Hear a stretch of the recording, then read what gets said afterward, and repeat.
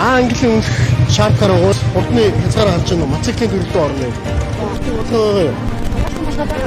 Гэж зүгцээ. Тэгээ машин сигнал бол яг нь сонсохгүй шүү дээ. Өөрийнхөө энэ аюулгүй байдал гэдэг зүйл чинь бид нар санаад байдаг байхгүй. Яалч шүү тэгээд ойрхон зур болохоор төрөө яатсан. За сүүлийн үед хүүхэд залуучууд захилгаан дуугүй ундаг дуугүй зэргийг унж замын хөдөлгөөнд оролцсноос эрүүл мэнд амь насаараа хохирох тохиолдолд цөөнгөө гаргуулсан. Тэгвэл бид уг асуудлыг хөндөж дараах сурвалжлагыг бэлтгэлээ. Өчмөстэй. Энэ Английн шаардлага байгуулж хурдны хязгаар харж байна уу? Мотоциклийн төрөлдөө орно юм. За хамгаалтын малгай өнсөө явж байгаа зүг. Гэхдээ эн чинь мотоциклийн төрөлдөө орно шүү дээ. Километр харалаа. Мопед чинь хурдны дээд хязгаар нь 50 байх ёстой. Одоо яг таны унж байгаа чи хэд вэ?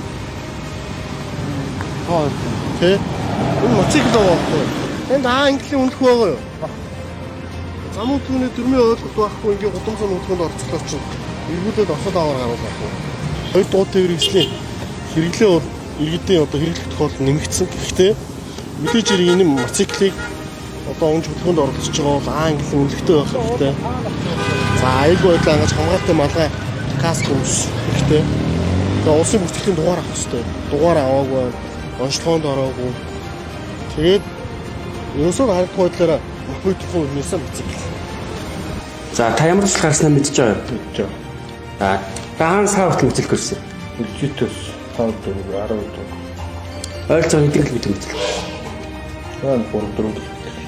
Тань жолоод төрхий хаан үлэх байгаа юу? За Монгол Сэнчлийн тухай хуулийн 14-7-гийн 1 буюу жолоод төрөхгүй үедээ тээврээс жолоодсон бол Сэнчлийн тухай хуулийн 14-7-гийн 1 буюу 401-ээр тогтож байгаа шүү. За Монгол Улсын замын хөдөлгөөний дөрмийн 25 дахь зүйл залтан дээр бол за 0-оос 10 хүртэлх насны хүүхэд бол хараалцах хүнтэй одоо аюулгүй байдлыг хангасан зориултын талбай юм уу одоо ундаг дугуйн зам дээр эцэг эсрэг хамгаалагчтай явна. За 10-аас 14 насны хүүхэд бол зөвхөн ундаг дугуйн зам дээр хамгаалтын малгайтай явна. За ингээд 16 нас хүрсэн бол мопед унж хөдөлгөөнд орж болно. Гэхдээ ундаг дугуйн зам муу баахгүй бол зорчих хэсгийн баруун өвгөр хөдөлгөөнд орцсноо гэж заасан байдаг. За 16 наснаас дээш буюу 18 нас хүрсэн Английн үнэлгээтэй хүн энэ цахилгаан мотоциклыг унж хөдөлгөөнд оролцсноо. Гэж зүгцээ. Тэгээ машин сигнал бол яг нь сонсохгүй шүү дээ. Өөрийнхөө энэ аюулгүй байдал гэдэг зүйл чинь бид нар санаад байдаг байхгүй. Жишээлбэл одоо эцэгчүүд маань бага насны хүүхдэд яг энэ цахилгаан мотоциклыг авч байдаг. Энэ харагдах байдлаараа дугуй шиг хэлбэртэй боловч техникийн үзүүлэлтээр бол энэ өөрөө цахилгаан мотоциклын төрөлд болж байгаа. Хамгийн багадаа 80-90 км цагаар хурдлах чадвартай.